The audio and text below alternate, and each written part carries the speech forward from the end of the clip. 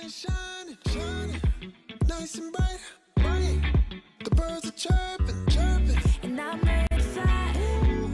Time to get ready, ready for another day. Hey, no one can stop us. Oh, we gon' learn to play. Oh, every day we learn and play. We do our best, so we'll be great. Oh, oh, oh, oh, oh, oh. You do your best, best, and I don't mind, mind. So let's get ready, ready, ready. 'Cause it's about that time. Good morning, morning, you. Good morning, how do you do? Good morning, time to be great. Good morning, time to race. Good morning, your dance is right. Good morning, sun start to day. Good morning, open your eyes. And buenos dias. Good morning, morning, morning, morning, morning to you. Good morning, morning, morning, morning, how do you do? Good morning, morning, morning, morning, morning to you. Good morning, morning, morning, morning, how do you do? You see me on my grind. Stars got to shine. I'm a supernova. Yeah, you see me taking over. Yeah, I'm on the move. I got a extra attitude. So let me hear you say. Hey. Y'all, every day Hey, I just look a little stuck. every single day. Can y'all hear me? We could hear you. We could kind of see you. Kind of. Not moving. Something is. I didn't close down everything. Good morning, You know, y'all. with the time change, it's Monday. It's all right. Why I look stuck? If I'm stuck, then I'm stuck. Okay, I'm gonna restart. It's up and it's stuck. Good morning, guys. Welcome to the Rolling Out AM Wake Up Call. It is 8:03. You are checking in with me, Tiara Shea Berry. My lovely co-host, Portia Monique, is getting situated. But we are so excited to be with you guys this morning and can't wait to have an awesome show. So I want to know, to open it up, y'all watched the Grammys last night? Facebook, check in with us. If you watching us on YouTube, check in with us. Twitter, check in with us. We want to know, what were your thoughts on the Grammys last night? Did you guys know that Beyonce made history as being the most awarded female artist? She secured her 28th Grammy last night. It's a big deal. She is not the only one in her family making history either. Her daughter, Blue Ivy, is the second youngest Grammy Award winner in history. At just 9 years old, she received a Grammy for being on the track Brown Skin Girl off of the Lion King album. So it was a big night for the Carters. Period. Let's see who we got checking in. Who watched the Grammys? I see my mom saying good morning from VA to up to down. We got Taru Brooks. Good morning, Taru. Good morning, Manny. And good morning, Iris. Good morning, Miss Iris Baker. How are you? Happy Monday. Are y'all adjusting to the time change like all of us? Or does it feel like it's 7 o'clock in the morning because low key it really is?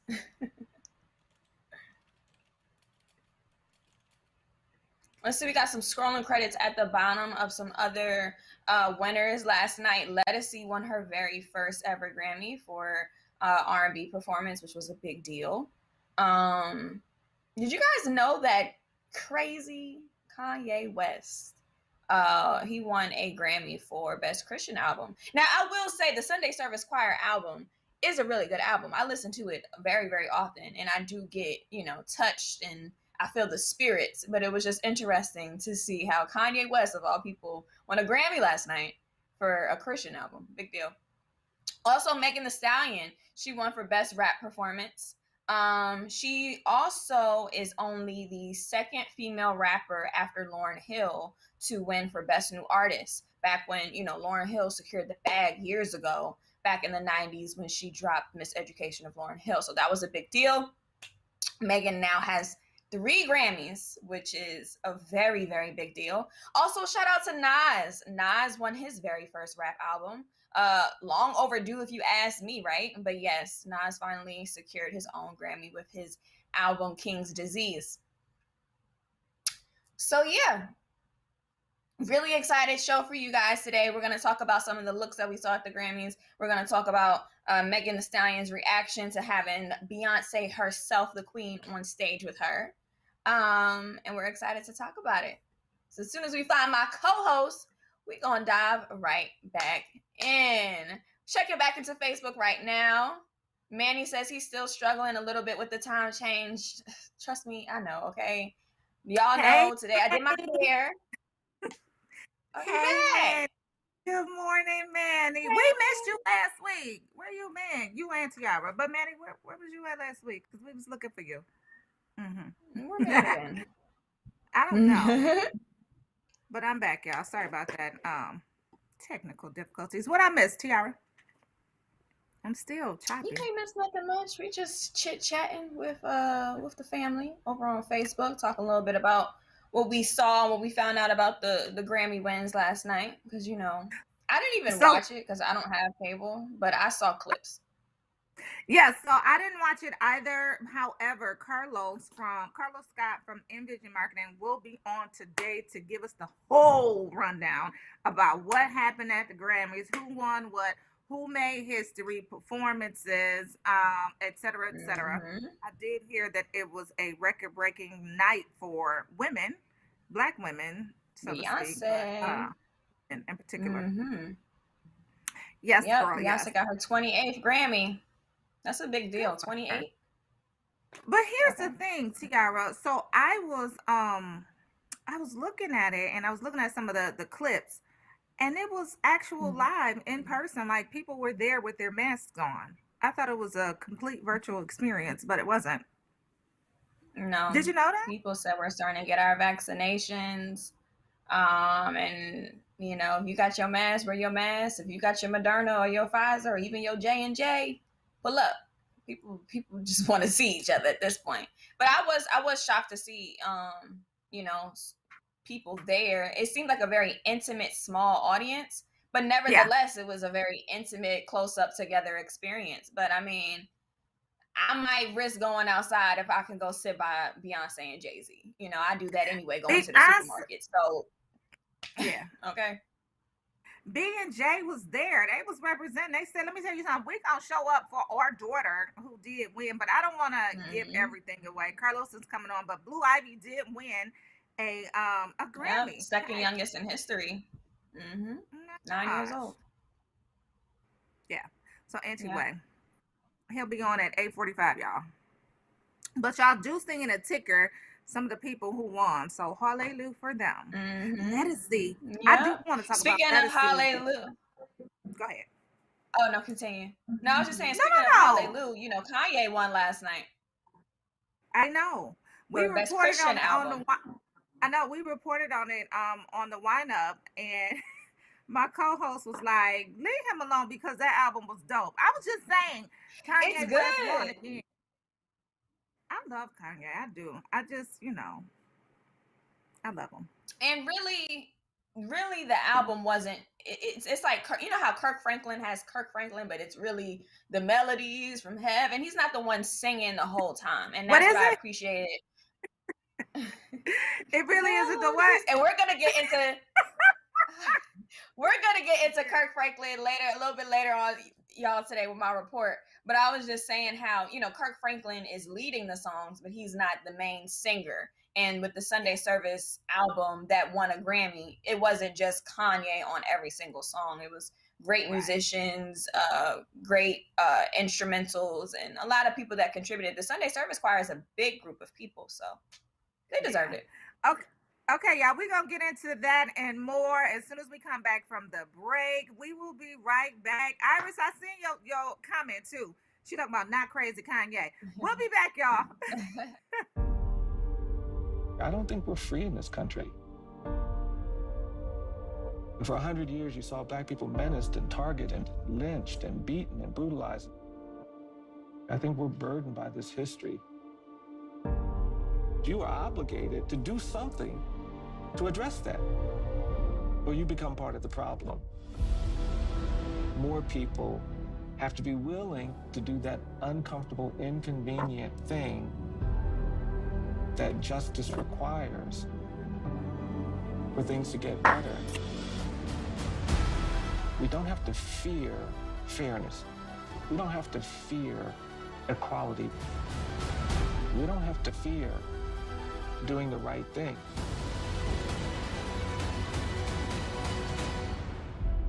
Truth can inspire change. Learn more at eji.org.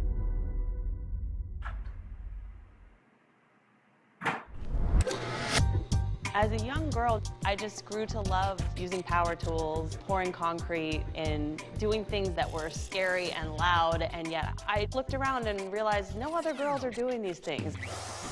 As I grew up, I realized that girls need to see themselves in this space. Start here. So that's what I set out to do, and I became an educator and a mentor for young girls. No masks down till clear. Making teaches girls how to think of their ideas as important. Go light. It changes the way they think about what they're capable of. If I can fuse metal, what can't I do? Perfect. Look at how good that was. And so I think making for girls is about voice, and that's what's really exciting, because we're building the world we want to see for ourselves. Now I want to hear why you make. Share your own Why I Make story today. Visit whyimake.org. Today I'm going to talk to you about physics. Come on in, girls. Let's go. This is the first rocket to get humans to Mars. Really tall. I'm a rocket structural engineer, designing and building parts of the rocket. You are the generation that will be stepping foot on Mars. Do I have a group of astronauts on my hands? Yes. You can become a rocket scientist or whatever else you want to be.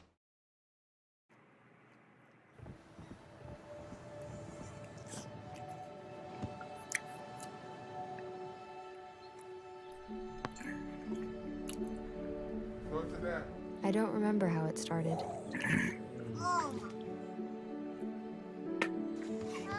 Our back and forth. Victory. Fumble. Repeat. It always came back.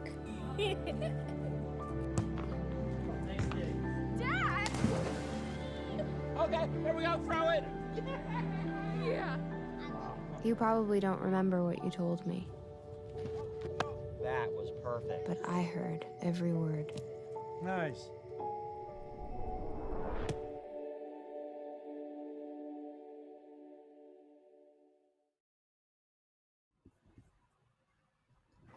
And we're back. Girl, you getting it, ain't you? Good morning. Breakfast?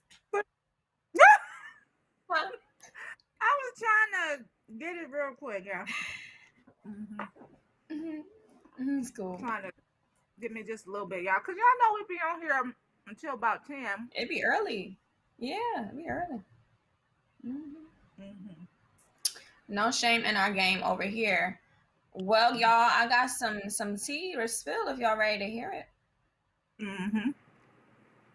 All right, so let's get right into it. Don't want to recap too much because we're going to have a more formal recap later on at 8:45 with our guest. However, I did want to highlight, with it being International Women's Month, that Beyonce and Megan did come together and won big last night for their Savage remix.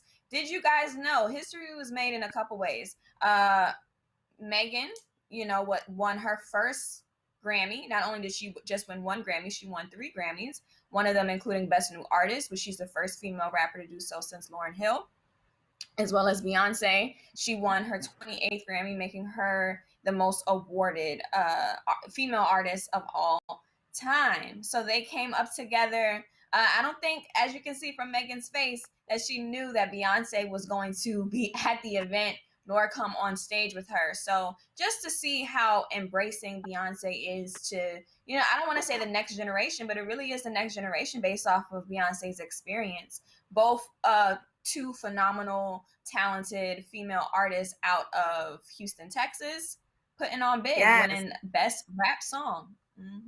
So yes, so okay, I'm about to do my Paula Abdul thing, y'all. Yes, congratulations to both of them. Megan was definitely surprised, and it's well deserved. She went through a lot last year. But let me get on my Paula Abdul. Yeah. So Beyonce looked fabulous, right? I love the hair. It wasn't silky straight. It was a blowout. It was natural-ish. I liked the loose curls. I love the full volume of it. I like the little dress off the shoulders. But did y'all peep her gloves? Her gloves either had tips for nails or her little fingers was coming out of the gloves. Y'all see I think that? her fingers was out. Gold. Her fingers were, it looked like something, but I mean, it looks, they're super cute. And then those earrings too. But look at Megan the Stallion split. Can y'all say come through split? Okay. She was like, I really don't need on half of a dress because I'm about to rock the heck out of this split. So I just wanted to say that both of them look beautiful, and I'm really rocking with Beyonce's dress and gloves and the fingertips. So yeah, and the earrings. So congratulations to both of them. Yeah, she was looking like Catwoman. I'm checking Facebook. So yeah, shout out to all women all over. Y'all do know that March is International Women's Month, so it's just exciting to see our women putting on, specifically our Black women, because you know our flowers are always overdue but well deserved. Yes, moving and right on. I'm gonna check into Facebook right quick before it be too late. Good BMF and TZ said, good morning, everyone. Iris Baker is on. Teru Brooks, good morning. Manny Jordan, hey, Manny. I ain't got my flowers in a while. How you gonna give me used to something? You know what I'm saying? Like, how you gonna give me used to something and then take it away? Can I get some flowers? I mean, damn. Key Daddy. Hey, Key. Hey, Key Daddy. Listen. Key Daddy, good morning. He said, good morning, my queens. Hey to my lovely Portia. Hey, Key Daddy. Good morning, Key. And then he also said that he said Yeezy may be crazy but barely broke. He has a strategic mind. Brilliant. Okay, moving on. I just want to say hey to everybody in Facebook world. Yep. We checked in with them a little bit early while you was getting it together. I didn't okay, know. so it's okay. Okay, so y'all, the talk is, as most may know, has been on for years, is a talk show that is going on a brief hiatus amid some Sharon Osbourne controversy with her co-star, Miss Cheryl Underwood. I enjoy Cheryl Underwood. Okay, so this is where it all stemmed from. According to numerous reports, they have canceled live shows for today and Tuesday, as some comments that Sharon Osbourne made defending her friend, you know, she's from the UK originally.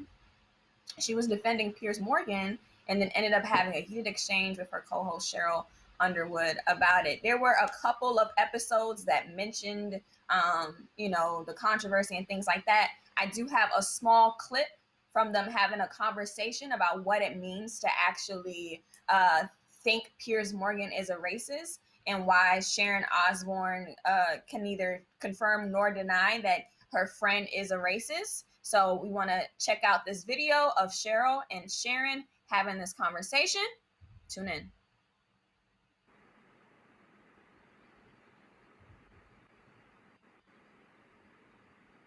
We're going to listen to it today, though. And we're going to press play now. Answer me this one, okay? Because I don't know. I don't understand. If he doesn't like someone, and I think this is for everybody who is born white, if he doesn't, Piers doesn't like someone, and they happen to be black. Does that make him a racist? No. No. That's a no. No. Right. So why can't it be he just doesn't like her? Why does it have to be racist? It's almost like, oh, I'm sorry, Cheryl. No, you go It's ahead. almost like yesterday when you were talking, Mrs. O, it sounded like he was really upset about, what you were saying is a royalist. Like, he is just so, like, deep into he is. honoring the crown and honoring, and do I agree with what he said? No, like you. No, I Do don't I agree. think he should have walked off set? No.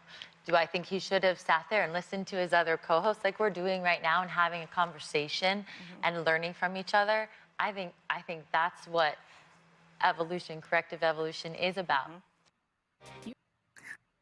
What happened to the heated exchange? I was looking for that because I didn't see that. I didn't see it at all. Well, ever, previously, right. So the heated exchange, it was so many different parts to it that it would literally take us a show to play a lot of the clips and make sense of it. Okay. But earlier in that same clip, Cheryl was just trying to get Sharon to understand what racism can look like, which I think that if it's not explicit, if certain people outside of the Black diaspora don't understand that racism is more than just calling someone the N-word or just explicitly saying, I don't like you because you're Black. And what Cheryl was trying to get Sharon to understand was him being so loyal to the crown and not accepting the fact that there were racist remarks made about Archie's skin color, about Megan, that Pierce makes all the time. Cheryl was just like, how can you not see that? Right. Yeah. So I get it. I think there are several things going on.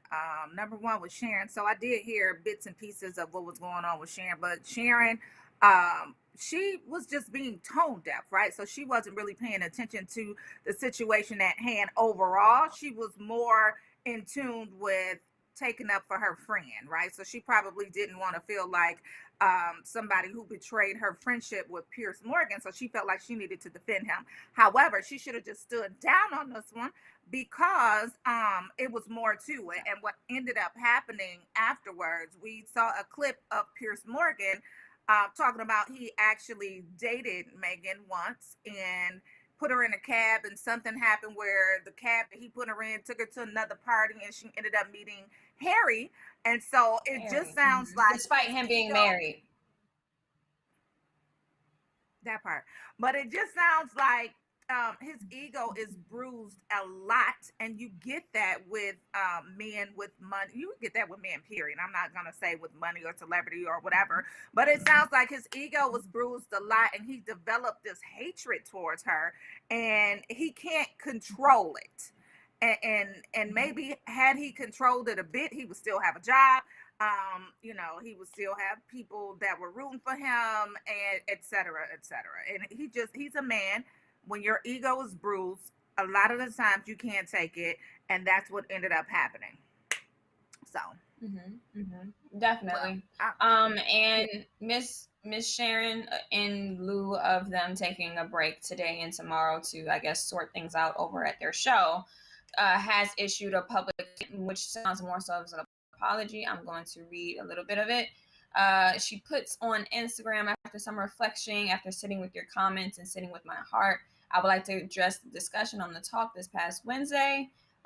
She goes on to say, I have deep respect and love for the Black community. To anyone of color that I may have offended, or to anyone that feels confused or let down by what I said, I'm truly sorry. I panicked, I felt blindsided, got defensive, and allowed my fear and horror of being accused of being racist take over. There are very few things that hurt my heart more than racism, so to feel associated with this spun me fast. She later on goes to say that I will always support freedom of speech, but now I see how unintentionally didn't make that clear distinction. I hope we can collectively continue to learn from each other and from ourselves, so we can all continue to pave the way for much needed growth and change and la la la la la. Yeah. I'm not necessarily upset or happy about her apology. I do think that it's very publicist. I don't think that she sat down and wrote it. Yeah, I think a publicist told her what to say, specifically possibly a a publicist of color, who was like, "Can we just get you to say something that would appease your kind?" We need you to fix it. Right. Yeah. Olivia. So, yeah. So I mean, she feels how she feels. She's British, you know. She's from over there. Piers Morgan is her friend, and I think she just really got caught up in trying to defend her friend overall. Over just trying to really assess what the situation was, and she probably don't like Megan herself. So, and Cheryl, I'm gonna look for that heated exchange because Cheryl probably was like, "Let me school you just a little bit, sweetie."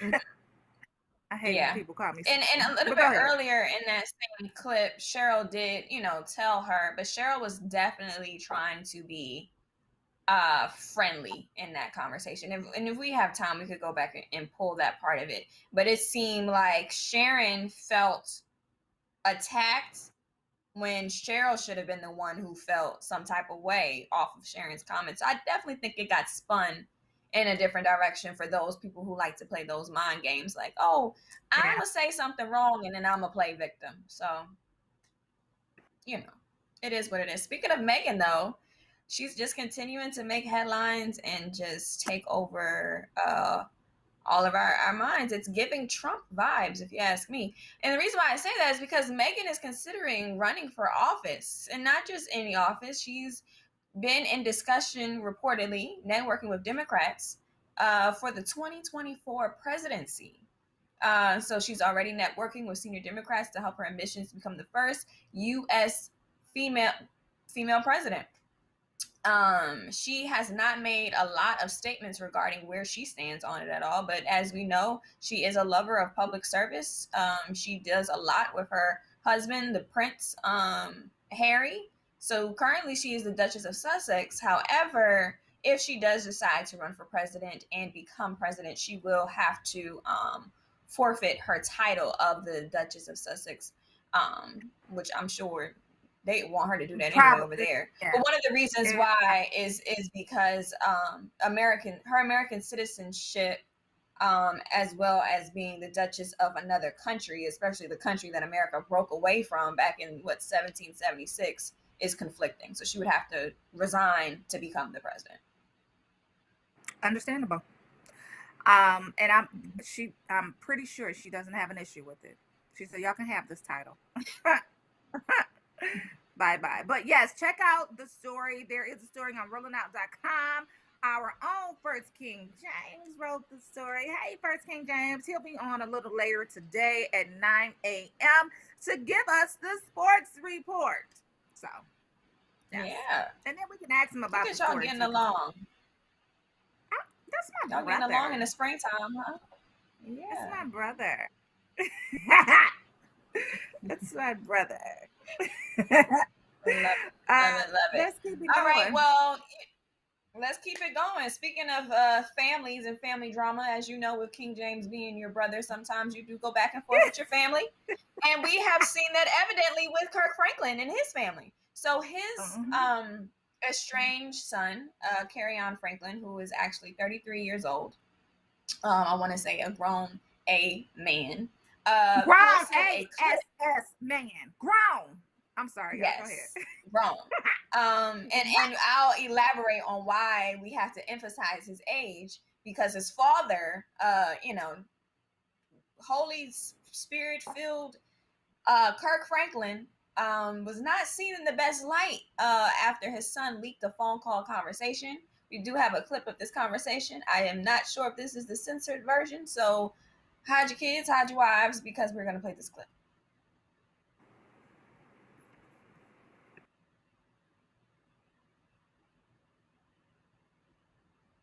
And this is a clip from his son, who leaked. Let me say it like this. When your bitch ass starts getting some shit that's disrespectful, you need to get your skinny motherfucking ass back out the goddamn way before I put my foot in your ass. Because I dare you. I dare you.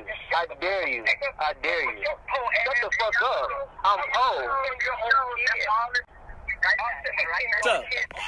I will punch your neck, nigga. Don't you ever disrespect me. I did it.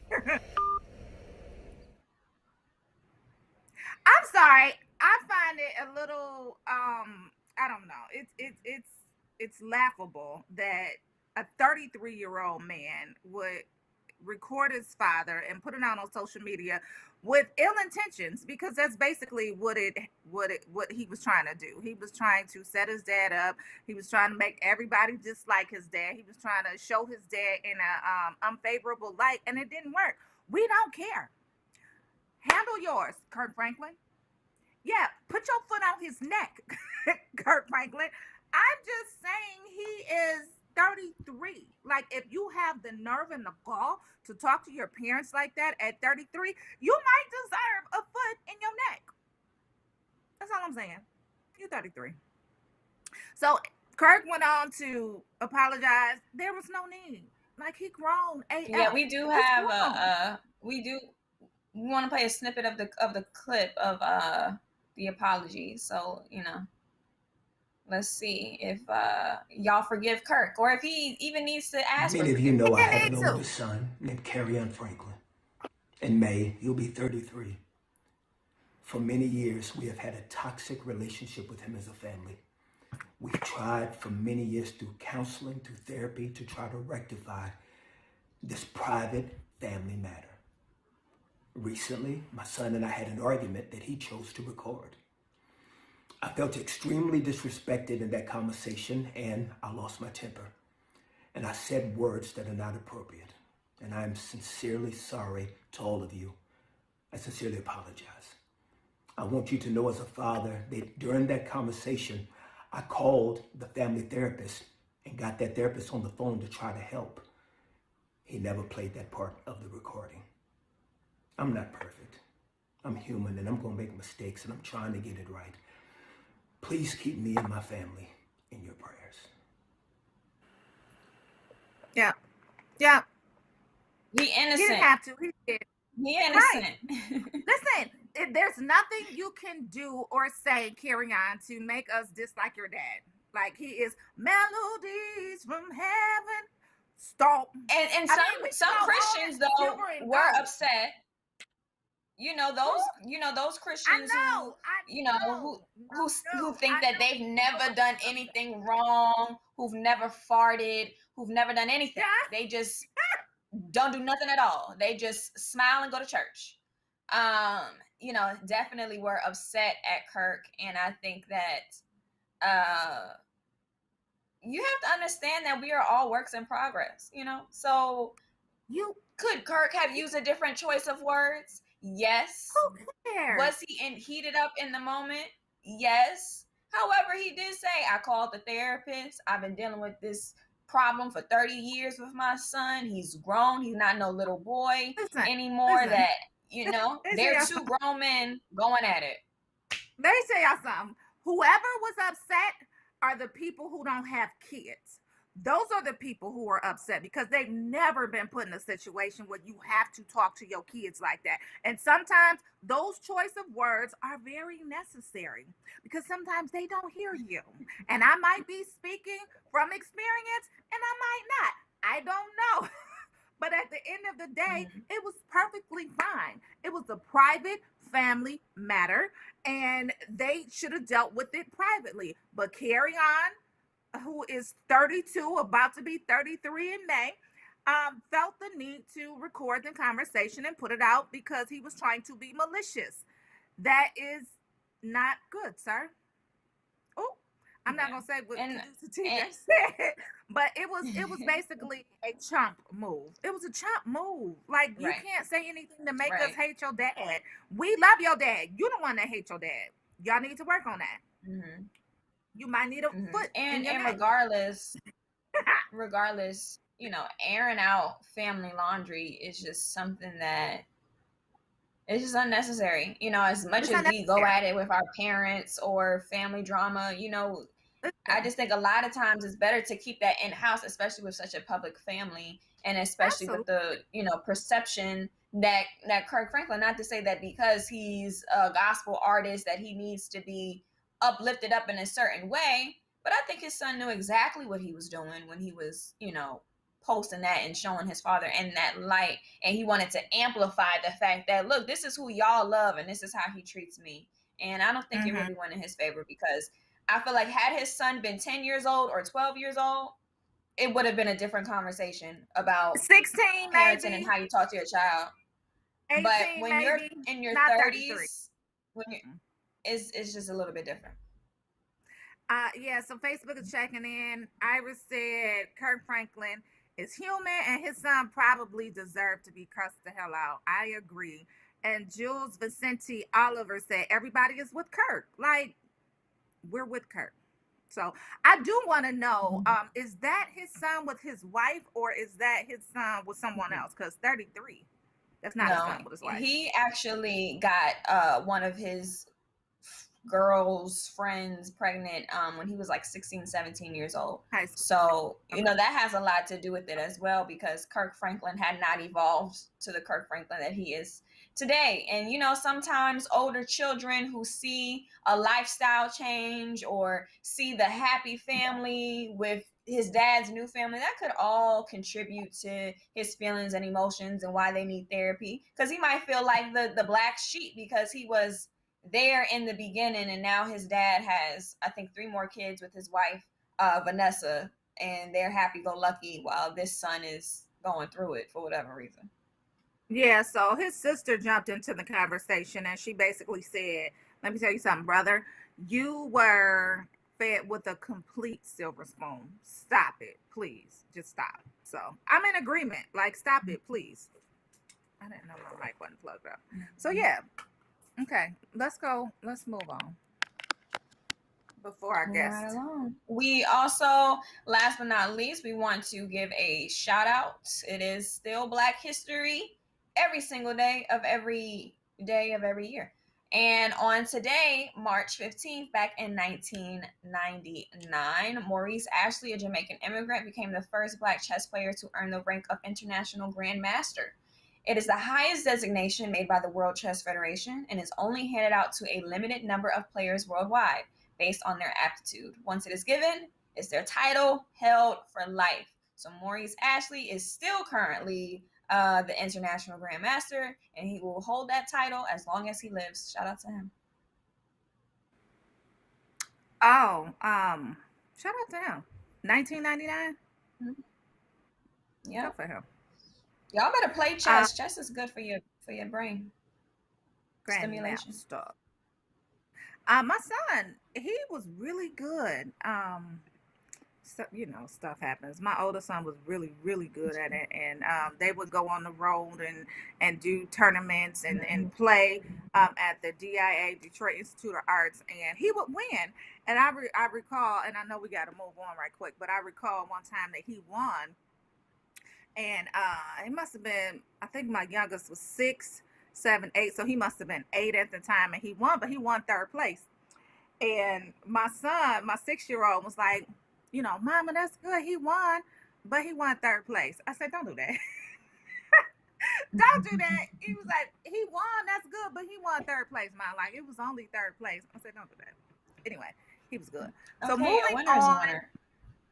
A winner is a winner, but we do like 1st place. I wanted to chime in with him and be like, baby, I feel you, but let him have his glory. Nonetheless, let's move on to Sisters with Superpowers. Life coach Dawn Johnson helps people connect with their inner light. So you guys remember Dawn. Of course, you remember Dawn. We love Dawn. Dawn used to come on with Shay in the morning for Wellness Wednesdays, Go with the Flow. And she is our sister with superpower today. And she says that it's the skin. Yes. So she says that her superpowers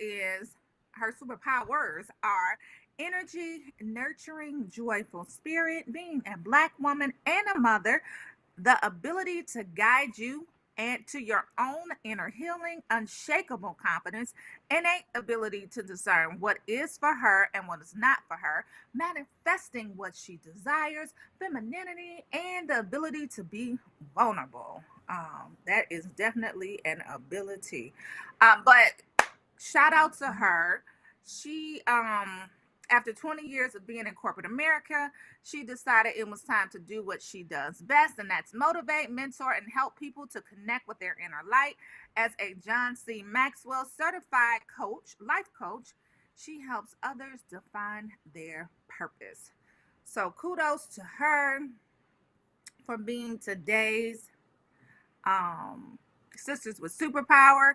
Also, please save the date, Friday, March 25th. I'm sorry, March 26th and the 27th for our annual Celebrating Powerful Women in Business, Culture, and Community Sisters with Superpower event. It will be virtual this year.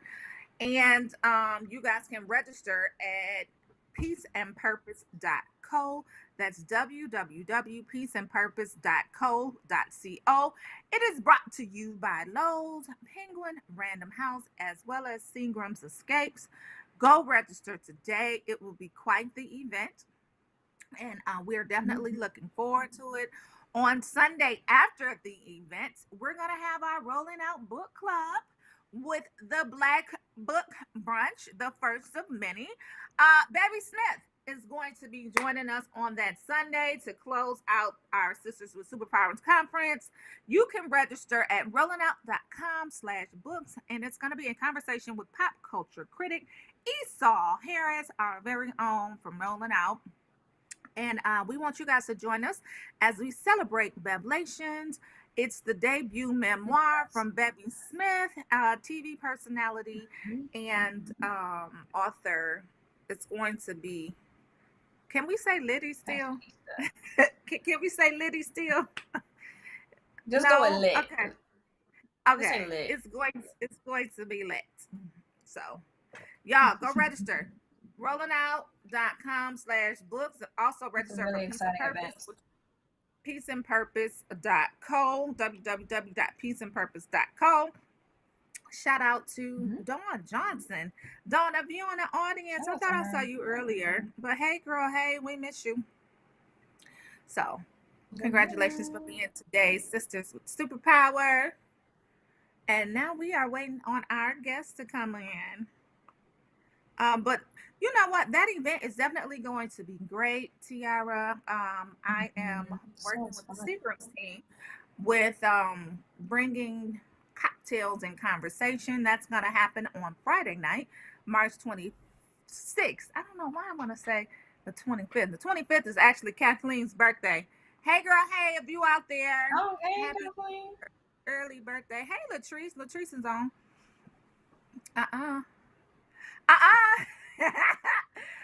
That's also Young Buck's birthday. We just gonna leave it at that. Hey, Young Buck, happy pre-birthday.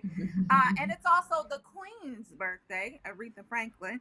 If you guys get a chance, take a. I thought you were talking about Queen Elizabeth. No, Queen Aretha. Our queen. But if you guys get a chance, our queen, take a look at her. There's a series, Genius series, Aretha, on National Geographic. There was some controversy over that too. Her family here in Detroit is boycotting the movie, saying that they didn't have any input into production, and so they're telling people not to watch it. It was too late. I didn't see it, but I didn't see them protesting because I did see the film, and the film is actually great. So I don't know. I don't know. Currently I'm seeing that the Queen, Aretha's family, is going through some things, like I think with their taxes and how much her estate owes and back taxes and things like that. IRS trying to collect their money, so they're kind of withholding a lot of what the family is doing in order to benefit off of their mother's legacy. So if there is a situation where somebody is making money off of Aretha and her likeness, it's kind of hard to get that funds distributed to the family, so they're not including the family, and the family's upset about it. So it's a mess. Stuff like this always happens though, with our celebrities. Yeah, we might need to get someone on that is a planner, so that we can learn what to do and what not to do to prepare our loved ones. But because we don't have our stuff together, but we definitely probably need to get someone on to let us know about our financial planning, what we need in order, how we need to take care of our stuff, in terms of making sure that things are paid off, life insurance, all of that. So we'll get somebody going. But listen, let's go to estate planning, all of that. But let's go to our guest, Carlos Scott. Welcome to the Rolling Out AM Wake Up Call. What's good? Hey, Carlos. How you guys doing this morning? We are well. How are you? Good, good. I cannot complain. Let me tell you something. Your cohort this morning needs her own little show, because I almost need a depend, because I was laughing so hard. Oh, what? At What you who? talking about? At What me? you talking about? What'd I say? When you were talking about Sharon Osbourne and Kurt Franklin's son, oh my God. Oh my God. Oh, That Lord. was hilarious. You know. Whew. But anyway, on to the Grammys. The Grammys Wait, were Carlos. phenomenal last. Oh, Carlos, you have oh. to introduce yourself. Let everybody know who you are. Yeah. And tell them what you're talking about. Oh, I am so sorry. I've been on here with you guys a couple times, so I thought y'all already did introduction. Yeah, Carlos Scott. I'm a veteran marketing and PR executive within Vision Marketing Inc. Over the last 2 decades, we've been blessed to represent like Olympic gold medalists, Super Bowl champions, Hollywood actors, Grammy Award winning and multi-platinum artists, New York Times best-selling authors, and so forth. And so so nonetheless, we also do media crisis management, which that Sharon Osbourne thing actually is right in my wheelhouse. She gonna need that. But hey, nonetheless. Yeah, she need that. Yeah. Okay. But Very nice. yeah. But the Grammys. Okay, let's go. So let's dive right into the Grammys. Let's start from the pre-show all the way up into the end. What are your thoughts? Actually, I thought, considering that you got to realize COVID has taken over our lives for the last year, okay? And, from NBA games to award shows to you just name it. And so LA has been an epicenter for cases, okay? So for them to do it the way that they did it, I thought that they didn't want to have the same boring what you call virtual performances like a couple of other shows did, And Trevor Noah, I saw an interview he did, and he said that this wasn't going to be led with a bunch of Zoom performances or whatever.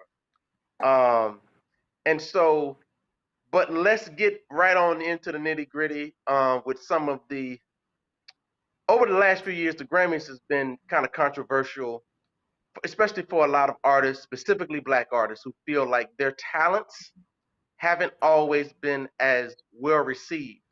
Perfect example, The Weeknd dominated the charts this year. He did something that no other artist has ever did. His song for 52 weeks in a row was in Billboard's top 10. Okay? He did Super Bowl, he did, he's got downloads. How is he not nominated in any category? Never mind not winning, but just not even being nominated. Yes. It's one thing not to win, right? But to not even be acknowledged for setting records, and it's ridiculous. So here's the thing, though, Carlos. So you have to walk us through how you get nominated, because I know there is a complete process. Like, if you don't follow that process to even get your name in the hat, then you can't even be nominated and or win. So I don't know, what his team looked like in terms of doing the work that was necessary to get him nominated. But we do know that Beyonce and her husband and Blue Ivy, they have that system down pat, whereas, they know exactly which documents to file. They know exactly how to get their names in the hat, to even just be in the room to say, hey, I'm here. So we don't know if the Weeknd's team, got their stuff together like that. Well, I'm sure it's a board involved, and Carlos, you can correct me, but a board actually decides on the nominations and the votes, right? Well, let me piggyback on that. And Portia and I had a little brief off camera discussion last night. I used to actually be one of the members of the Atlanta chapter. It used to be called NARIS at the time, but now it's called just the Recording Academy. And just for full transparency, this has always been a problem. Diversity has always been a problem. And the problem is, as it relates to voting, you're going to see, I hate to say this, but this is all about who you know, who you're attached to, things of that nature, because there are people that have nothing to do with hip hop, R&B, you name it, whatever, that are voting for hip hop, R&B, or whatever. That's why we end up seeing certain people that you're like, I never heard that record before. But it's because of who they have, kind of like what you said, Portia. Their teams, they know the system.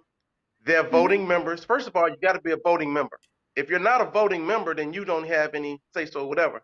But it's a reason why certain people, whether it's certain record labels or Clive Davises or whoever, people that are signed to certain executives, always seem to be in the running for Grammys.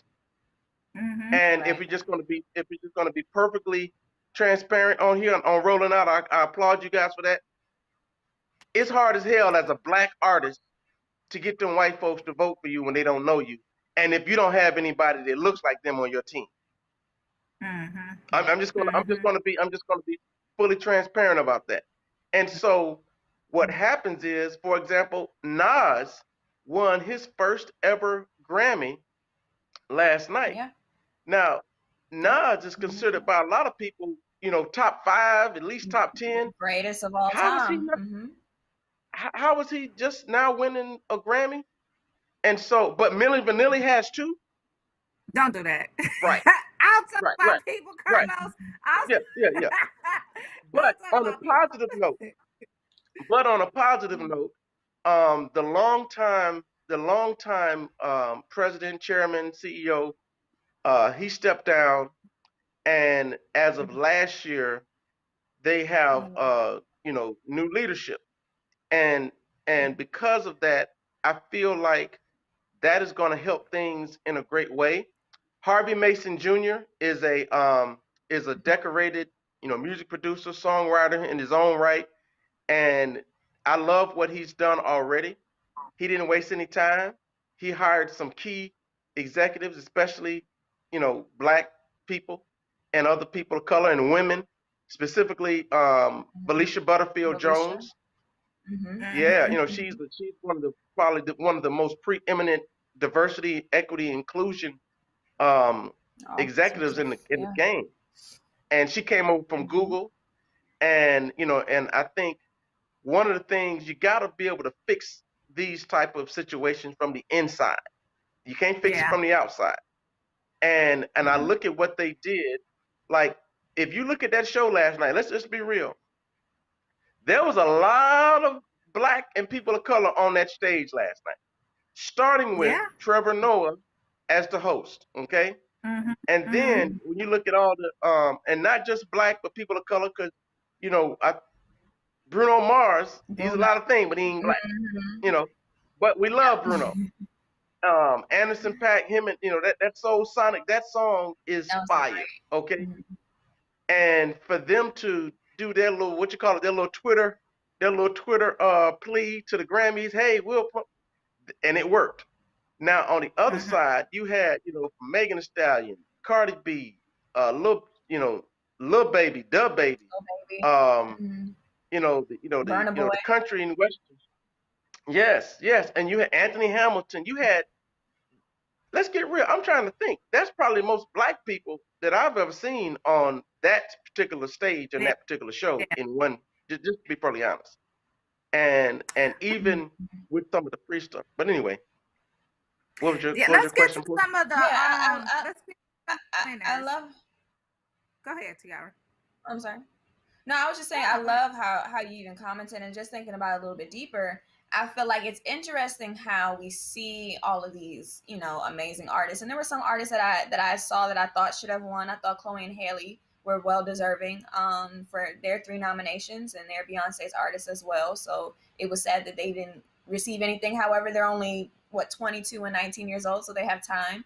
But I just wanted to say, it seems like historically, Black people have always been able to perform for them. You know, it's about giving us the exact flowers that are deserved. No, you can't stay at this hotel, but you could come and do a concert here, and then we're gonna scoot you out the back and make you stay at the end down the street.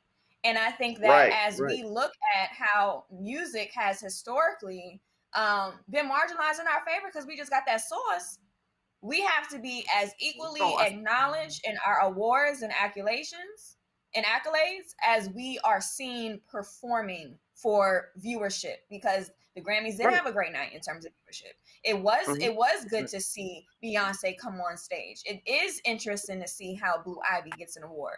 All of that for ratings, all of that for the Academy. It's a game that they play too. They want to see us up there because they know they need to do it for their diversity goals and ratings and things like that. I just want them to be as genuine as possible about it. And also add to that, Tiara, I do want the people who, you know, I want the people who are up or who want to win a Grammy or who want to win these different type of awards. I want them to be astute in knowing what the process is, because a lot of the artists just simply don't know what the process is to get qualified to even put their name in a hat. And then to actually be on a form to be nominated, you know, to be on someone's form to be nominated. And I've talked with several Grammy Award winners on what the process is. And I recall distinctly, I'm not going to say the name, but I did interview them. But they said that they had to hurry up and get their information into the Academy so that they can be nominated, so that their name can show up at least on a nomination, so that they will be in the running. And I think that's a part that a lot of people miss.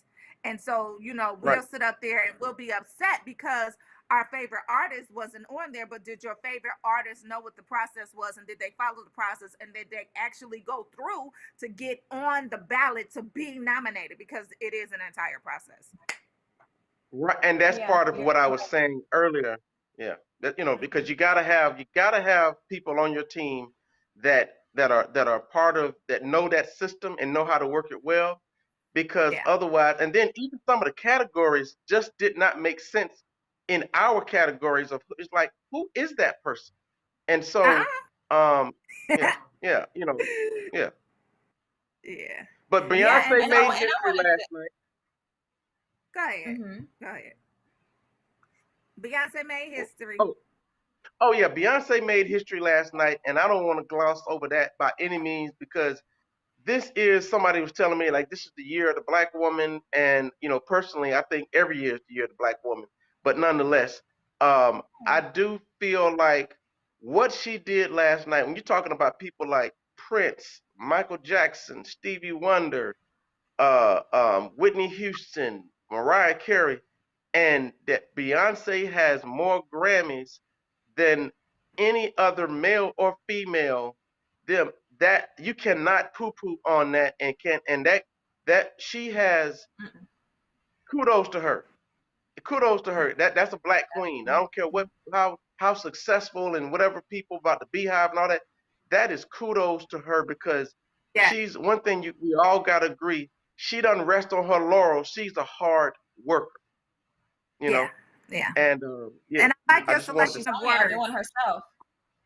I like your selection of words, Carlos. And you said you can't poo-poo on that. I think I'm gonna use that all week. You can't poo-poo on that. Yeah. Well, you know, Yes.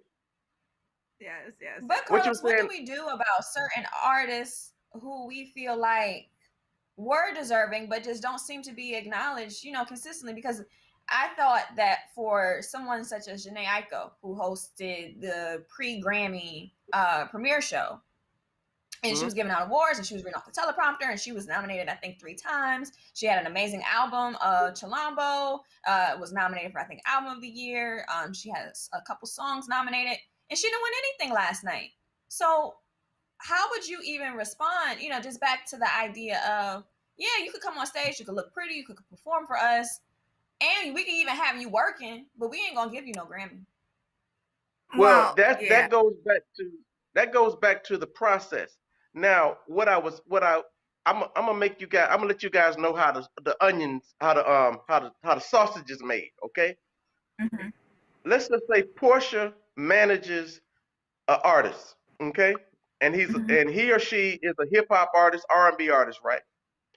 Well, not only do people inside of hip hop and R&B vote for that artist, people in other genres also, and vice versa. People inside hip hop also vote for country, they vote for whatever. And so what happens is it becomes two things. A popularity contest, and B, a networking type of situation. And that's why I was saying, if you don't have behind the scenes managers, representatives, and people that are, how can I say, are of a diverse background and of a diverse kind of reach and audience. If you don't know Taylor Swift's camp, it's hard to get Taylor Swift's camp to vote for you. If you don't know the so and so and so what happens, there are what we call campaigns, and some people are better at campaigning than others. And this, I'm just gonna be perfectly honest. I've had some clients that they had great albums, and we felt like this was going to be a year, but the thing that they really lacked, when I talked to the label and when I even talked to the manager, is they knew going in, they felt strongly going in that so and so was going to get it, but only because, not because their album was greater, but because the moving pieces in their camp was a hell of a lot more diverse than theirs. And they were like, look, we just don't know those people in country. We don't know those people in classical. We don't know those people. So they're not going to vote for, we don't feel like they're going to vote for our project because they don't know our client, nor do they know us. And so, and that's a problem. And I think that might be something they should possibly fix and make it so that only people within your category can vote for you, as opposed to you voting for somebody that you ain't never heard of until you got the ballot in your hand. I think that would fix a lot of it if we voted for our own categories and not across the board. Yeah, I also think that there should be some sessions, some classes, some seminars, or whatever it takes to get the word out about the process. And with seeing women like Valicia Butterfield Jones on the board, perhaps she can make some of those things less conspicuous than they are, because we just don't know what the process is. And if you're a new artist, it's not like people like readily give you that information. Like, okay, J and B and Blue, tell us how the hell to get nominated. Tell us what the process is. Tell us step by step. And I do want to say that there is documentation on the Academy's website, however, or the Grammys website. However, it's very intense. It's very in depth. It's a lot to go through. So you really do need to hire some people to figure out what that process is, and or network enough so that you find somebody who could tell you what that process is. And then once you get on the ballot, what else do you have to do? Because it's like a parade show. Like, who do I need to go talk to next? And who do I need to go send their favorite coffee to? And who do I need to send the cigar to? So it really is about that type of stuff, which is sad, but it's true. It's the same. It's the same process even with the Oscars. It's the same process with the Oscars, because and even the Golden Globes, they got exposed. They don't have not one black voting member of the foreign press. And so, and I think, but to peel back to let you guys know, there has always been, quote unquote, campaigning, if you will. It's just a matter of some people just work that better than others. People, whether it's like L.A. Reid or Babyface is, obviously he's somebody that at the end of the day, the white folks know Babyface. They love the white folks know Babyface. Babyface. And They it's love right. us. So It's not much more Ariana complex Grande than and her camp, they yeah. work with Babyface. You know, so he Yeah. makes a lot of music for a lot of artists of all races, Right. categories. Yeah. You know. It really is a And shout function out of who you know. Shout it, out to it, who? it is. Yeah, and it's not because when you see somebody, black or white, but specifically black, because we're talking about black folks right now. When you see somebody, a black man or woman, dominate on the charts, every metric of success that we try to go for, they have attained it.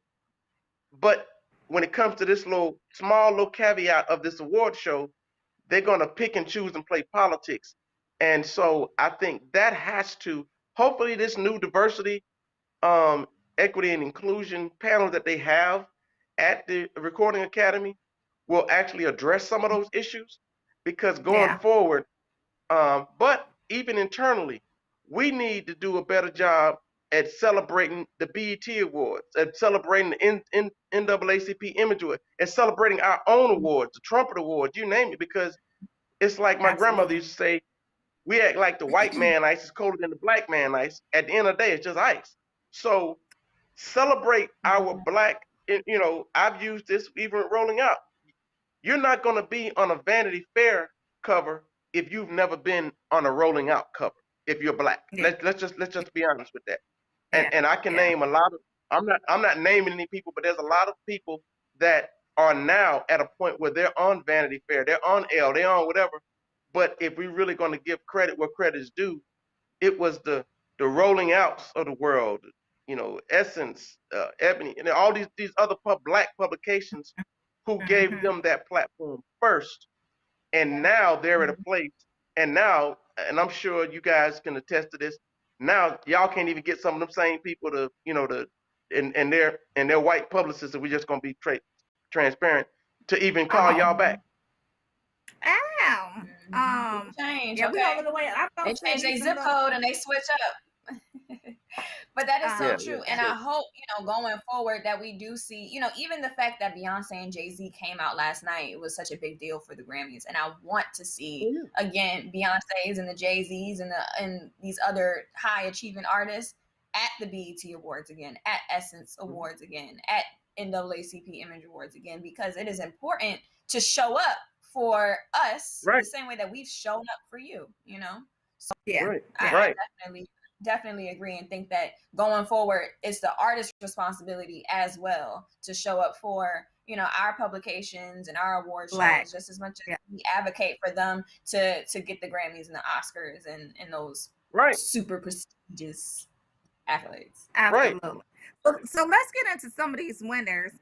Some of them like Best Traditional R&B Performance for Lettucey. It's been like 13 years in the making for her. Let's get into some of these artist wins. Go ahead, Carlos.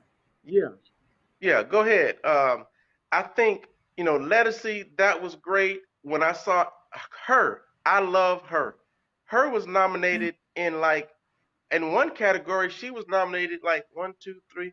I mean, like in three or four times in the same category. They love her. Which is a part of also the problem, because it's like, how you competing against yourself? I mean, you know, but nonetheless, you know, Nas, he got his. You know, then there's another young lady who, Megan Thee Stallion. 3 awards. I'm happy for her success, but you shocked? I'm gonna say something that publicly that I feel like, because she's now with Roc Nation, with Jay-Z, that put her in some rooms and some people acknowledging her that before she signed with them, that wouldn't have actually been advocates of her. Gave her the now time of I'm day, not hating on her, because she's one of my little guilty pleasures. I ain't gonna lie. You know, Megan Thee Stallion. Yeah. You know, you be snapping now. But if we're just gonna call it like what it is, for her to be in a category with Drake, the baby, whatever, and bring home that out, I was like, what? You know, I was really surprised. And it You does know? help that Beyonce was on that ticket because there was the Savage remix, not the Savage original. So, you know, they wanted to do something for Beyonce and show off the fact that she's gonna be the greatest of all time with the amount of awards. So you could see the play on it. You know, it worked out. But I do see what you're saying, especially because there's other artists like Nicki Minaj, for example. And I don't want to make this about female rap, but Nicki has no Grammys. And then, you know, a couple years ago, Cardi was everybody's favorite. So she was able to win in her category. But I see how, you know, for Megan, 3 Grammys, your first time, that's a big deal. And I think so Go ahead, Carlos. No, that was it. I was just agreeing. So Tiara, you said Nicki doesn't have any Grammys? Nicki doesn't have any. Nicki doesn't have any. My god sister, Kim, she has 1. And then Lauryn Hill, I think obviously has like 6 or 9 or so. But, you know, for female rappers, for Cardi to win Best Album, that was a big deal. So the fact that Megan it was the best album. 3. Listen, so it goes back to your circle, it goes back to your camp, it goes back to your team. Obviously, Meg Thee Stallion is on a winning team. Like, get yourself on a winning team and watch yourself win. I.e., Blue Ivy didn't have to do anything, and she won. First time being nominated. Anyway, I'm going to check in with Facebook, y'all. I think my coffee is kicking in a little bit. But I want to say shout out to Marcus. He said he came on and said he had to go. Marcus checked in from Memphis. Kim Taylor. Hey, Kim. Good morning. But I would say Beyonce and Jay-Z showed up for the Grammys, but won't show up for the Soul Train Awards. And Kathleen said, "Lil Baby, Bigger Picture should have been the best song to me." She said it's straight fire. So listen, thank you so much, Carlos, for coming back and chatting it up with us, letting us know what happened during the Grammys last night. We definitely appreciate it. The process. Yeah. No problem. I enjoy you guys because you guys are straight laughter, straight. You know, I mean, but we need that in the morning. We need some, you know, something to pick us up and entertain us, and you know, to start our day. And so y'all need to get y'all own comedy, y'all own Netflix special or something. Okay, Netflix, you here? Listen, Carlos. Okay, anyway. All right, Def Comedy Jam. Carlos. Thank you. Yeah, let people know where they can find you, follow you, and all of that great stuff. Oh, on Instagram, it's just my name, Carlos Scott. You know, it's just that simple. And Facebook as well. Same thing, LinkedIn. All right. All right. Talk to y'all later. Make that happen. Make that special happen. All right. We'll have you back soon, Carlos. All right. Cool. Connect us. All right. We'll talk to you soon, Carlos. Thanks for coming on. We appreciate you. Thank you. Yes, y'all. Yes. So I had no idea that Nicki Minaj didn't have any awards. Yeah, and there's some artists, you know, such as Nicki, who get on Twitter and publicly say, "I'm done with the Grammys. I'm sick of the Grammys. I get nominated, I don't win or whatever." And, you know, the same thing with The Weeknd saying that now he's going to boycott. So I think it's an interesting thing how once an artist says that they're going to boycott the Grammys, it seems like they just don't get nominated anymore. Well, I definitely think it's a function of knowing who or having the best team and or mirroring what they have going on. It might just be as simple as if you can get to them, going to ask Jay-Z and a Beyonce, because a lot of the times we just don't ask for whatever reason, right? So it may be as simple. But do you think that's fair ethically? Ethically or morally? I see what you're saying about being a part of the process of getting nominated. I get that every deserving artist should have the opportunity to go through the nomination process. But once you're nominated, should you have to play these, it feels like, I don't know, like a kiss and ass game in order to win? If you have the song, if you have the music, if everybody was on TikTok going crazy to it, that's all people have to know. The Weeknd, 52 weeks at #1 on Billboard, Super Bowl performer, and he can't get nominated? No.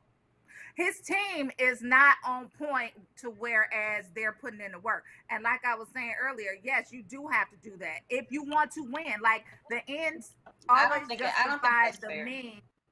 It might not be, but winners sometimes winning isn't fair. Like in the Bible, it says favor isn't fair, and sometimes winning and knowledge and knowing what to do and knowing who to talk to and having that winning team, like sometimes that's not fair. Even when you look at the global marketplace, you look at an Amazon started like everybody else, but now they're trying to say that they're a monopoly. It's not fair. They should split up the company or whatever it is that they got to do. Listen, sometimes stuff ain't fair, but if you know what the process is and you know what the rules are and you work that to your advantage, that's how you win.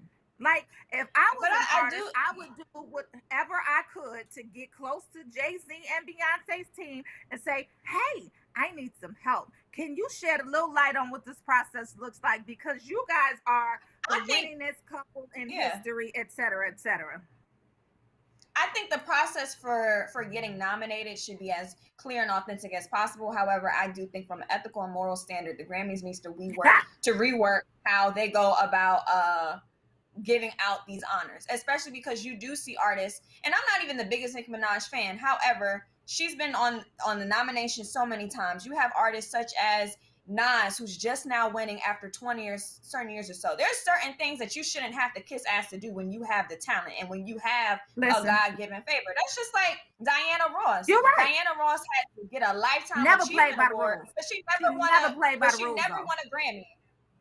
But she never played by the rules. Even the fact that she was nominated shows that she was worthy of the honor, but she was good on her own. And I think you do have to celebrate those artists just as much for not kissing ass just to get an award, you know? But those who don't, okay, so it is. So Kathleen is checking in. She said, politics, call it whatever you want, it's real. And you need folks on your team who know the game. Like, if you want to win, these are the things that you need to do.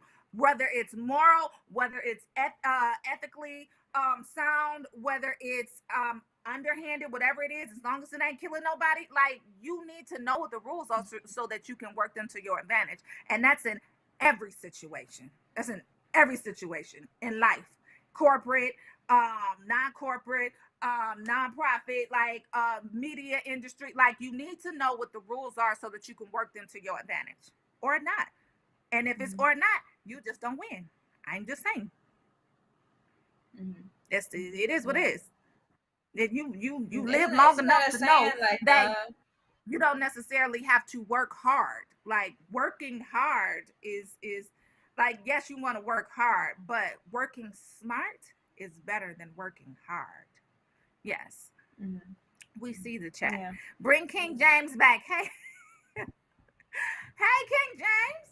You just gonna sit there and let us talk. You're not gonna say good morning or join the conversation. Good morning. Right. Any input? I mean, I just don't think it's that black and white. I mean, life is not black and white. It has nuances and it's in shades. So, I mean, you can follow all the rules and do what you're supposed to do, as many people have done with the Academy Awards, and still be overlooked. And when you don't win?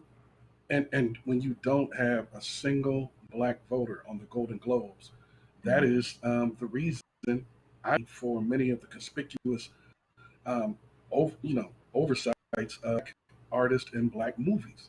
So the same thing with the Grammys. So I just think that it needs to be retooled, and they're in the process of doing that. So yes, you need to follow the rules. But they don't give a damn.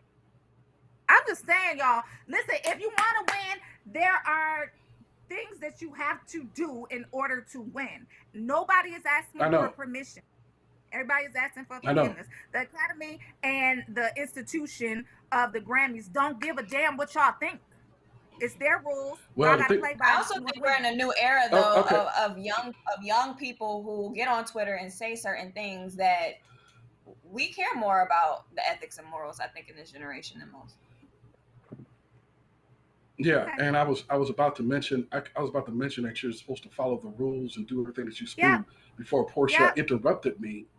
No, you are, but that don't necessarily make you a winner. Like, you don't win that way. I'm just saying. I'm trying to give y'all sage advice.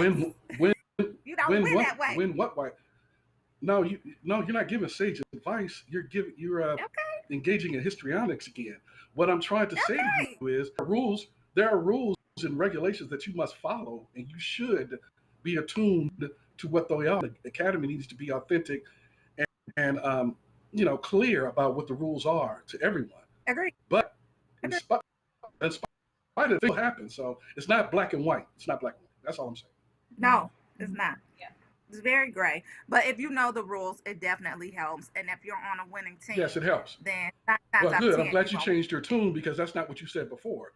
Before you were just like, they don't care. And, you ain't followed. No, they don't care, Terry. Still be overlooked. When you look at the winners and you talk to the winners, they don't abide by anybody else's rules. Like they learn what the rules are and they do what they have to do in order to win. And if the ends justify the means, then that's good for them. As long as they're not killing nobody, as long as nobody is going to jail, like as long as it's not malice and intent, if the ends justify the means, what you gonna say?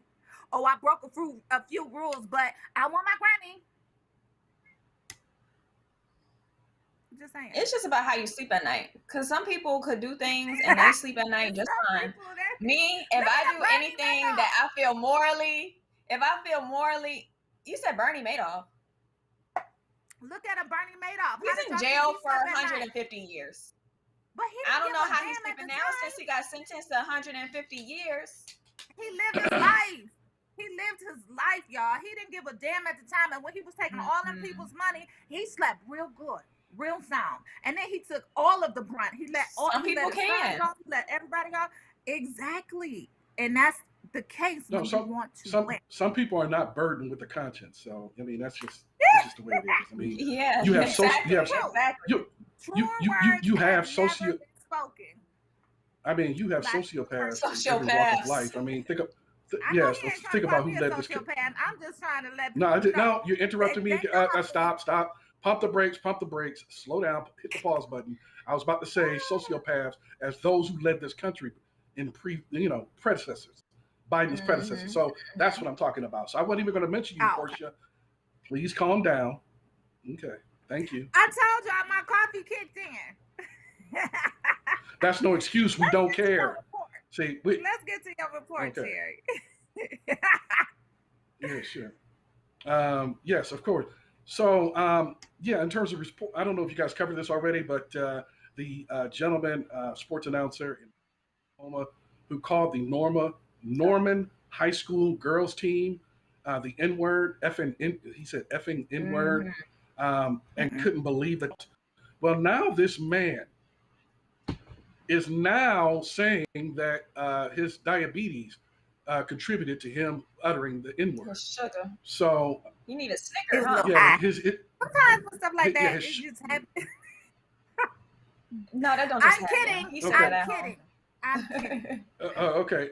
Thank you, Tigner, for in advance for muting Portia as I go through my report. And I think that Mr. Rowan is trying to say that. Well, he said, and I quote, "I will state that I suffered from diabetes, and during my game, my sugar was spiking. While not excusing my remarks, it is not unusual when my sugar spikes that I become disoriented and often say things."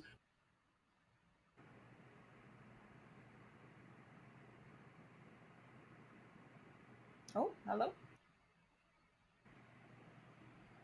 Did we lose Terry? Looks like we lost him to Emmanuel. Hold on, Emmanuel, for a minute. We're going to bring Terry back.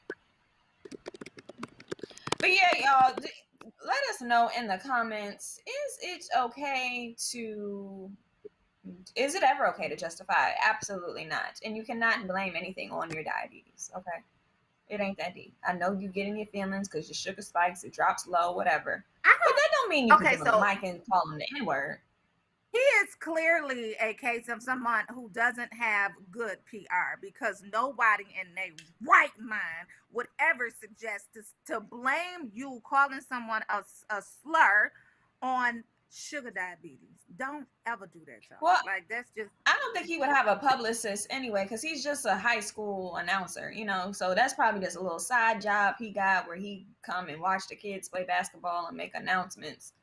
So obviously, you know, coming from the horse's mouth in that way, if we can though, while we wait for Terry, can we play the clip? Just so people know. Let's play the clip.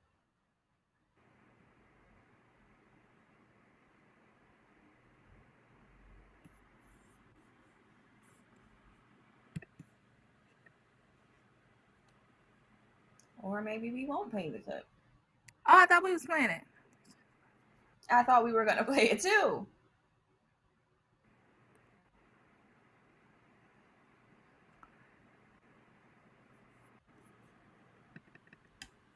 Are we playing it or no? I can't. He says, keep talking. He wants us to keep talking while we telling him to play the clip. All right, so well, in the clip, I'll reiterate the clip since we can't play the clip. That he was talking to the fellow announcer and he was upset at the young girls about the fact that they were kneeling during the national anthem, Star Spangled, whatever the song is.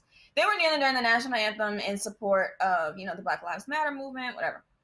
And long story short, he was like, they're kneeling like this. They need to get up. They're so disrespectful, effing N-words. And for him to not only talk to anybody in that way, but the fact that it was a very mixed group of young women athletes. Terry, I know you have the story, so please reiterate more. Yeah, sure. Yeah, but the fact that this man, Mr. Rowan, he continued as others, you know, shouting invectives or diatribe, going to regards to Black people and others, because it was a multiracial group of teen girls from the high school basketball team in Norman, Oklahoma, who knelt, and he called them all effing N-words. And so they talk about that without ever talking about caused it, what precipitated the kneeling in the first place. So they basically want us to just shut up and entertain them, as has been, you know, historically the case. Come out, entertain, make us happy, make us happy, you know, make us champions, but shut up. And, you know, that high school team, by the way, went on ahead and won the state championship. So shout out to all of the members of the Norman High School girls team in Norman, Oklahoma, for taking the championship in the state girls basketball tournament. So, yeah, I don't know if you guys had anything you wanted to add to that. I did want to add. But I need to go ahead. And Sure. I want to get your thoughts on this real quick, Terry. What I didn't like so much, and unfortunately we can't play the clip, or can we? Yeah, we can play it. Is in the clip, you guys will see that after he makes the statement, the announcer, his co-announcer, just is like, "Oh, wow, you said that," and I think it is so terrible and further igniting of the current issues that we have is for those of opposite races of Black people who don't necessarily say it, but they don't rectify, they don't reprimand, and they don't acknowledge the vile actions of others, need to be just as held accountable for not saying anything in that moment. And absolutely, but I think part of the issue is they may feel the same way, because when you said that, like, I didn't hear it, and I'm about to watch it for the first time in the clip, but when you said what the announcer said, oh man, he said that, as opposed to thinking that, you know what I'm saying? Like, it was almost if he was giving him a pass for saying, oh no, he still thought it, but it actually came out. So that's interesting. Let's go to the clip, Terry. What are we about to see? It's around 56 We'll be seconds. right back here live after the It was national just anthem. before tip-off in the high school girls basketball tournament near Tulsa, Oklahoma. But when members of the Norman High School team began to kneel, the announcers sounded off using racist and explicit language, not realizing they were speaking into hot mics. They're kneeling. I hope they lose. You want to kneel like that? The announcers were not part of the school district employed by an outside group which announced an investigation Friday. I guess Norman High School Superintendent Dr. Nick Migliorino met with the players. But what was your first reaction when you saw that video? Disgust and outrage, and that hit me hard. We're going to support them in their decisions, in everything they do. Friday, Norman teachers took a knee in support, the city's mayor tweeting her outrage. And from a state lawmaker. Were you surprised when you heard that language? I wasn't. I was angry. I was frustrated. It's very frustrating that some of that's been so normalized, and particularly on the issue of kneeling. Friday night, the Norman Tigers were back on the court, this time both teams taking a knee. One player summed up the events, saying simply, "This is why we kneel." For Today, Blaine Alexander, NBC News. So I mean, it's just a situation where I'm not surprised that it took place, and it's just a Freudian slip. Something that you say behind closed doors all the time is eventually going to come out in public. It's eventually going to slip out, and so while we try to regulate through laws people's behavior, such as the police department, the banks, the real estate companies, the corporations, the government, you can't regulate someone's will and someone's heart. And so when that type of atmosphere is fostered behind closed doors, then it's not going to be reprimanded because the rest of them think that same way. So, or at least a lot of them think and feel that same way. So it's hard to extract any type of ramifications against the transgressors. Like I said, that was my first time seeing the video. I heard what happened, and it's just disheartening. Like, these are the people that are teaching, that are coaching our kids. And at the end of the day, we really do have to stop and look at who these people are, especially if they're of a certain age. And I'm just going to say it, baby boomers have it the worst because they grew up in that era where it was okay. It was okay. So, well, I mean, that's how it's perpetuated because it's not stopped. And like I said, in the back rooms, this is what they're saying in their homes, in their neighborhoods, in their churches. These are the things that they're espousing. And so, it's hard to regulate when it's being encouraged, fostered, harnessed, and you know what I'm saying? So, yeah. But I just wanted to make sure that was, I know we have a guest that's ready to come on. So I know we need to go ahead and introduce him. Good morning, Mr. Emmanuel Gaze. Welcome to the Rolling Out AM Wake Up Call. How you doing, sir? I'm doing great. How about you guys? Great morning, great Monday morning. Glad to be here. Good morning, good morning, good morning. So Emmanuel Glaze, he's the founder and CEO of the nonprofit Optimize the Vision. His sports roots run deep into the red clay of Georgia. Okay. And he played on perennial powerhouse and multiple state champion Lincoln County High School during his high school days. He continued his athletic prowess at Morris Brown College, HBCU, where he lettered in football and track, and graduated with a degree in mathematics. After graduation, he never lost his desire to compete and fulfilled that need by coaching football programs both at Kell Middle and high schools. He's been married for 20 plus years to his college sweetheart, Jennifer. They have 2 beautiful daughters. And when he was asked how he continues to break the mold of what people think a guy from Lincoln County, Georgia should be, his reply was he embodies his quiet faith. He says, "You are confined only by the walls you build for yourself, and optimize the vision." The motto is to help enhance the visions of children's future by exposing them to the countless possibilities and opportunities that the world can provide. Welcome to the Rolling Out AM Wake Up Call.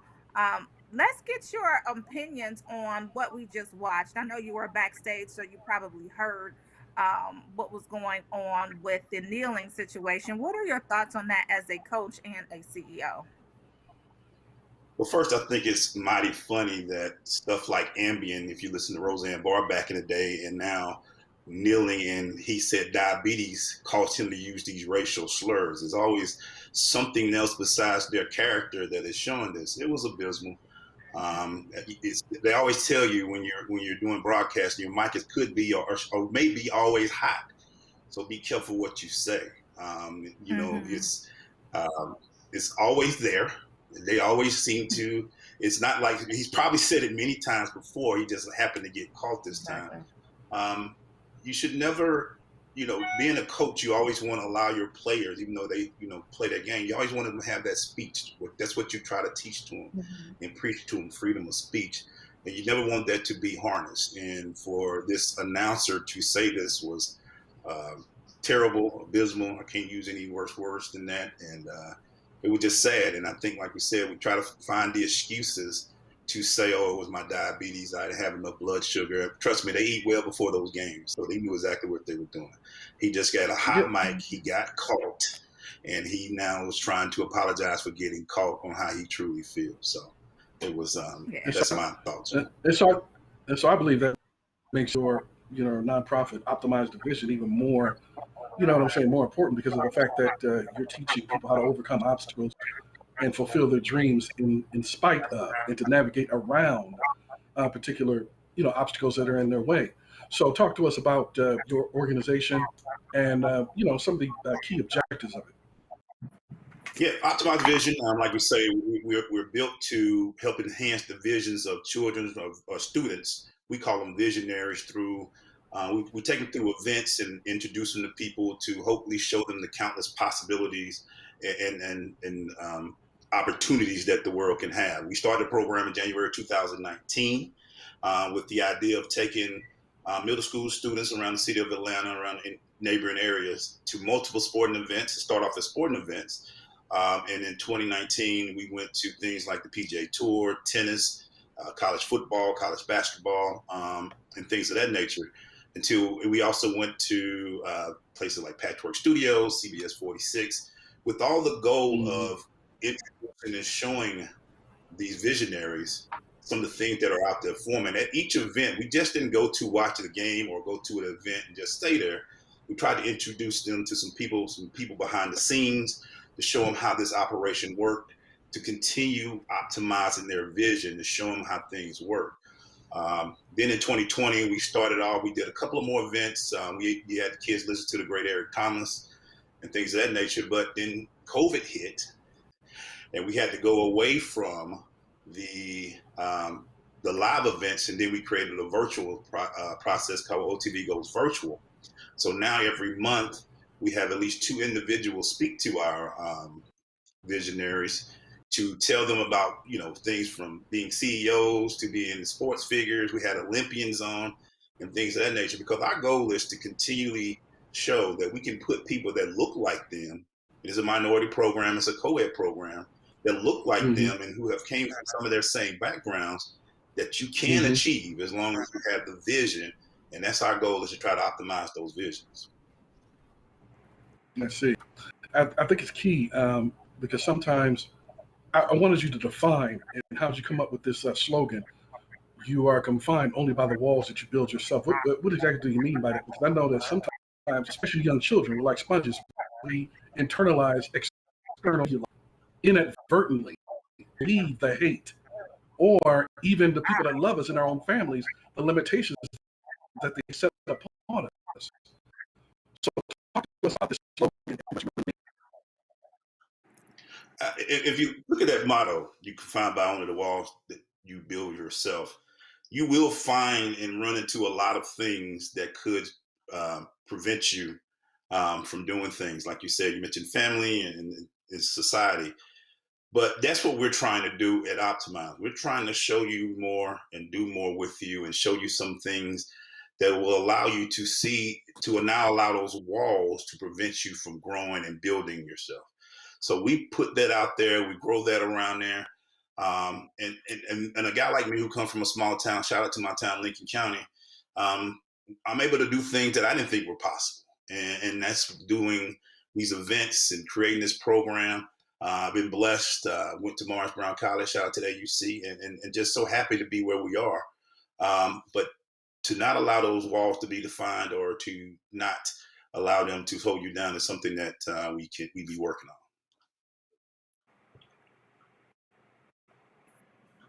That is great to hear. I think we were having a little bit of technical difficulties, but we are back. So, how did you even develop the vision to create optimize the vision? So we know that you were an athlete in both high school and college, but how did the vision, so to speak, come about to develop your organization? Well, I've been over the last 15 years. I've been in a couple of things. I was a coach of a middle school program, and I saw what was needed, and I saw how you can affect those middle school students so heavily and happily. And then from there, I was able to do a sports show for like 6 years called The Crush. And through that sports show, I was meeting people and seeing people and covering different events. So October 2018, we was at the Tour Championship, the golf court, the big golf event in Atlanta. And that's the year Tiger won his first event after 5 years. So I'm sitting there on the 18th hole, the final hole, and I'm looking out there. And to be honest, it wasn't a lot of us watching this event. So I sat there and said, I have to get our kids here. I want to expose them to this feeling, to this opportunity to see what I'm able to see. And if I could do that, I'm going to do that. So I was there and I just started putting the plan together. I got some good people with me on our board, and I said, how can we make this happen? And then when we listened and then we looked, we put it together and we went by faith. And in January 2019, we started going to events. And after it just became a miracle after that. And we found some great kids to bring in with us. And since January 2019, the program has been established and been going since then. I love that. King James, welcome back. That is amazing. Hey. Hey. Hey, what's happening? So tell us, hey, Emmanuel, tell us, so how do you find your kids, or do your kids find you? How can they join? A little bit of both. Get more information. Yeah, a little bit of both.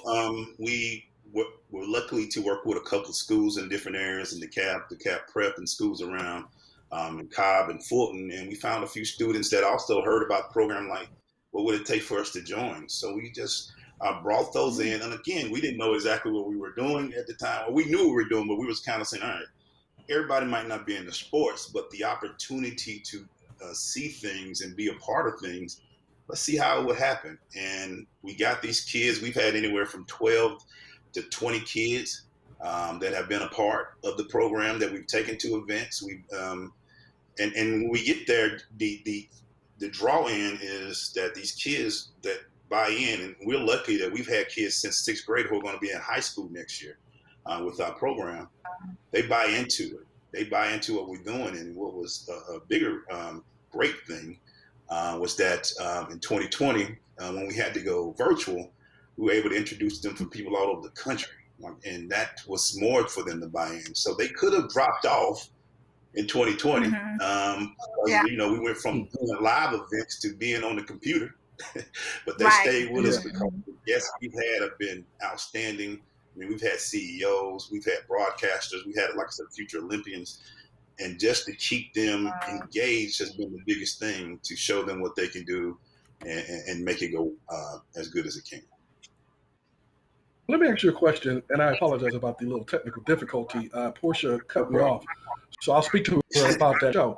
What I would like to know is how, and she laughs, and that's when you know she's guilty, sir. But anyway, how do you use the skills that are obtained from the camps, from your campaigns, and use that as currency? How do you teach the kids to use that as currency for other things in life? So the skills that you know, such as hard work and stick-to-itiveness, how do you translate that to corporate America or college or the military or wherever else, you know, their other exploits or pursuits? Let's take an instance. We went to Georgia Tech women's basketball game, and we wanted to make sure they saw all the ins and the outs that was created by it. So we showed them from the security to the PA announcers to the coaches to the games, and we show how it all works together and how you can, whatever you decide, you can be a big part. Although there are a small amount of people on the floor that play the game, there are so many people needed to get involved in that and being part of that team. So I'm telling you, if you love basketball, you don't just have to play. You could be the guy behind the scenes. You could be the media person. You could be the HR person. You can do that. So just continue. If you love the game, you can contribute to the game. So we try to bring that into their lives so they can jump in and say, wow, okay, I can do that. I want to be a part of this. We had a car dealership guy come in and say, you could be the head of our HR. We try to show them that if you can come in, and let me just give you a quick story. Our logo is a hot air balloon. And we say when a hot air balloon is on the ground, you have limited vision. But if you put heat to it, the hot air balloon rises and your vision grows. And we want to be that heat for these kids. So that's what we're trying to do. We're trying to be that heat for them so their vision can rise, and that we show them that if you want to be a part of something, you have a dream, you have a vision, we can show you how we can optimize that, how we can make that for you so you can grow and do what you want. Let's not do this. We know you might have situations that might not be ideal. Let's work to make those better, those situations better by showing you things and talking with people and showing people that may have grew up in the same light that you have. So that's some of the things that we try to do. Okay. Now, going from here, what are some of the accomplish in the next 3-5 years moving forward in terms of some of the things that you might want to add, some campaigns, some places people might want to bring in? Talk to us about moving forward from the day with this organization. Well, right now we are currently a middle school program, but our goal is in the fall of 2021 to establish the high school program. So we would like for students who enter us in the 6th grade, we're part of it for the rest of their high school career as well. We also are currently in the Atlanta area. We want to be able to focus and be a part in every county in this Atlanta area, as well as possibly go around the state of Georgia to put these opportunities out there, because visions are needed everywhere. We can help enhance them everywhere, and there's opportunity everywhere. We do want to continue creating mentorship programs throughout our Optimize. We do want to continue the growth. Right now we have 12. We would like to have 20 to 100 people in the next 5 years that we can maybe have. Because our goal is, and I want to be the king of cliches, but teach a man a fish, to eat once. We trying to create fishermen so they can eat for a lifetime. And hopefully that, if I can affect 12, hopefully they can affect 12, and we can just continue to grow it like that as we go on and in the future. I don't mind cliches. I mean, mantras are, they're truisms that, for a reason, because they actually work. There are some, some absolutes and some laws of this universe that, that if you follow them, you will accomplish what it is that you're set up to accomplish. So I don't mind as long as they actually lead to something and do it and have tangible and viable results. So I applaud you for that. So I don't know how much time we have, but is there a type of ceremony or end goal for the students who participate? You might have touched upon that when I got cut off by Portia, who I continue to blame. But talk to us about the ceremony and the end goal. There will be. The end goal is for hopefully, if they continue through, whether they're not, we're planning on any student that's participated to support them in type of scholarships. Hopefully, if they decide to go to a different level of school, that we can help, that once their vision and once they understand what they want to do, that we can do that. We've been blessed so far that we are able right now, for the students that are involved, we are working with an organization called Goal Setter. We're setting up savings accounts for each student. We also are trying to provide different things. Oh, that's what's up. It's things of that nature. So our goal is to, once they are in the program, and let's say they graduate from the program, we're able to help them with their future, with possibly with scholarships and things of that nature. But they will always be a lifetime member of Optimize as long as they stay with us. So the goal is for not to turn, stop anytime soon, so they can come back and also contribute to the program, not as just a part of it as a visionary, but as a mentor and also a leader in the program as well. I see. Okay. So where can people go to find out more information about the organization? And you know what, before we go into that, I wanted to applaud you for, saying time to go back and to give back. And, you know what I'm saying? As they say, part of your life on this earth, you got to pay rent. And the way you pay rent is go back and give back to the community. So I want to applaud you for that. Yeah, Portia's calling me Charlie Brown. I don't know for what reason. I know my head is big, but but the fact, you know, and the fact that she's gonna talk about me as I'm trying to spread some positivity, you know, on this thing. I wanted you to talk about where people can find out more information about the organization so they can get involved. Maybe some of the parents, people can volunteer. You know what I'm saying? Provide some resources to you. Talk to us a little bit about that, sir. Well, you can go to Optimize the Vision with a Z. We spell it purposely with a Z to give it a little, you know, a little something to it. OptimizeTheVision.org. That's our website.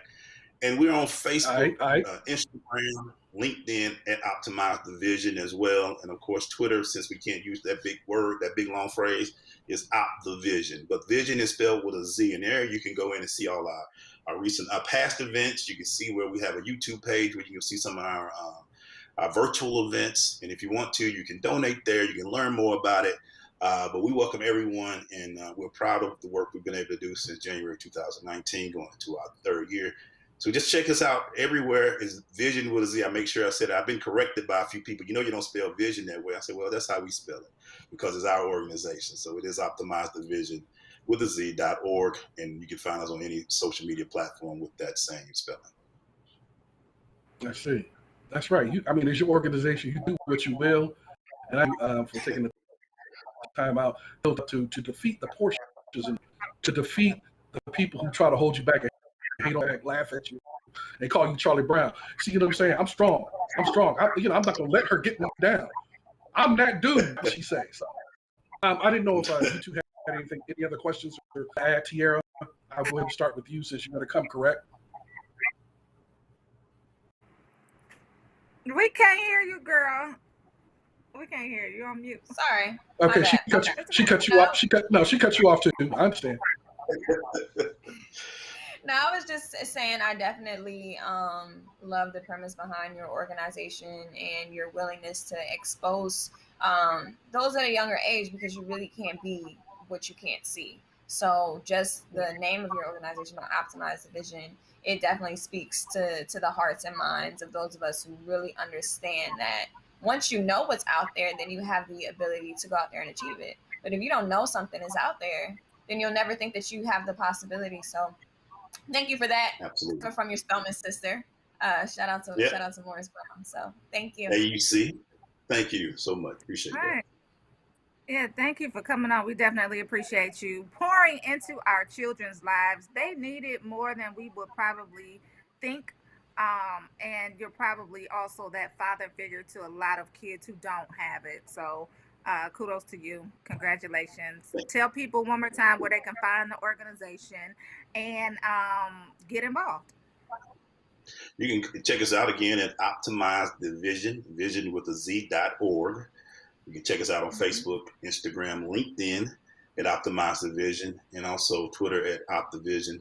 There you can donate. You can learn about what the program is. We try to keep you updated on what's our next event. Like our next event is this Saturday with virtual. So we'll keep you updated. You click on to our YouTube page as well to see Optimize the Vision, some of the events we've had virtually, see what we've done. And like I said, we thank everybody for it. Thank Rolling Out in the AM for this. I appreciate this. Quick story before I have to go.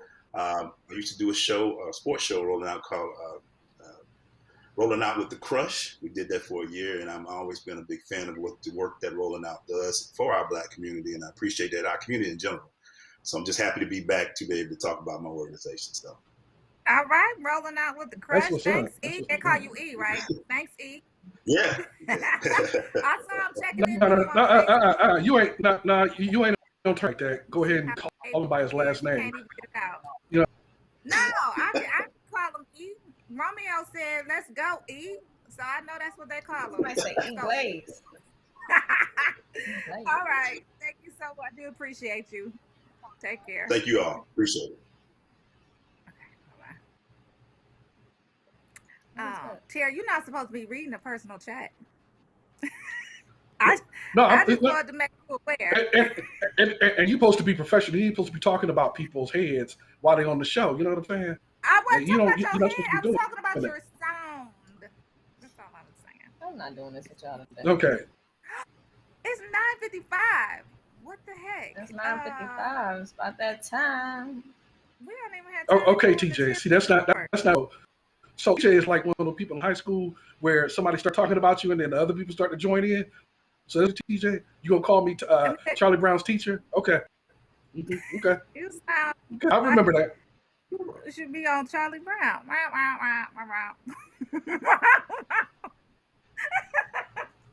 Sorry.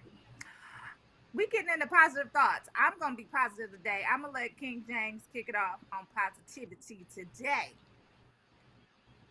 Yes. I thought that my boy E really said it well. Me and him go way back. That's my boy E, and so I thought that he brought up a good point. Vision. There's a reason why with inspirational speakers they talk about vision, and so when you write things down and you look at it daily to accomplish whatever dream you have that you wrote down or that you look at every day before you leave the house and every night before you go to bed. So, and they have studies about this, about Olympic athletes accomplish, they break records. They do things that have never been done before because they had the vision in their mind and they saw themselves accomplishing it before it happened. So I like to give the shout out to and his organization and Optimize the Vision. Have a vision, write it down, look at it every day, get it. And that is my positive thought of the day. I pass it to Tiara. Thank you so much for passing it over to me, Mr. King James. My positive thought for today reflects on a lot of what we talked about earlier when it came to Kirk Franklin and his son, as well as Sharon Osbourne, as well as the comments that were made at this basketball game. If y'all gonna come to church with me real quick, I just want to say that Luke 6:45 says, out of the abundance of the heart, the mouth speaks. So just be aware of yourself today to know that whatever your heart is, that's what your mouth will produce. So manifest a better heart, a clean spirit, a clean soul, because out of the abundance of the heart, your mouth speaks. So if you pour in positive, you'll pour out positive. If you pour in negative, you'll pour out negative. And that's my Monday positive thought. And I'm going to pass it over to. Do we have to? We just came up off of a great positive thought with Tiara. We're going to keep that momentum going. Hallelujah is what I want to say to Tiara. But my positive thought for today is definitely based on Emmanuel Glaze's Optimize the Vision. You have to have a vision for yourselves, people. And if you don't, get one real quick, because there are things out there that we just don't even attempt. We just don't even try because we don't have a vision that we're reaching for. We don't have goals that we're reaching for. But what would you attempt to do if you knew that you couldn't fail? Like, that's the mindset that you have to have. You have to go after those things, even though failure may be a part of it. Many people don't know that failure is definitely a part of your success process. You can't get to success without perceived failure. So my positive thought of today is, if you fall on your back, because if you can look up, you can get up. Hallelujah. Amen, y'all. I'm just saying amen.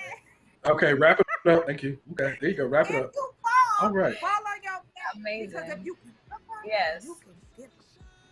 Happy Monday, y'all. All right. Let's get up. Happy Let's Monday. Have a vision. Peace. Thank y'all for tuning in. We appreciate y'all. I'll be having fun. Yeah. Yeah. Okay, Peppermint Patty. He was thinking about that one, y'all. He was thinking about that one, y'all. No, I was not. That just came to my head. You know what I'm saying? I'm gonna quit thinking like that. You know.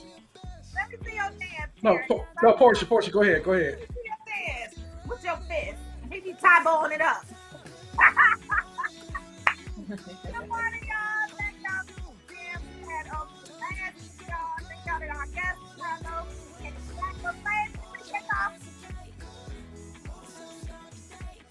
enjoy your day. Happy Monday. Let me see your dance, Terry. Do your dance. No, do your dance. Don't do That ain't Romeo. This is mine, girl. I don't know what you're talking No, about. that's Romeo's. That was Romeo's. Y'all know that's. What are you talking about? I've been doing this from the very beginning. What? Girl, you got to twist. You got the game backwards. You got the game twisted. I'm an original. I replicate nobody. I'm an original. I do me. So, fall back with all that hate and shade. You know what I'm saying? That's all you've been doing since I got on this show. Yes, you are. Tiara, it's been so good to see you. Thank you very much.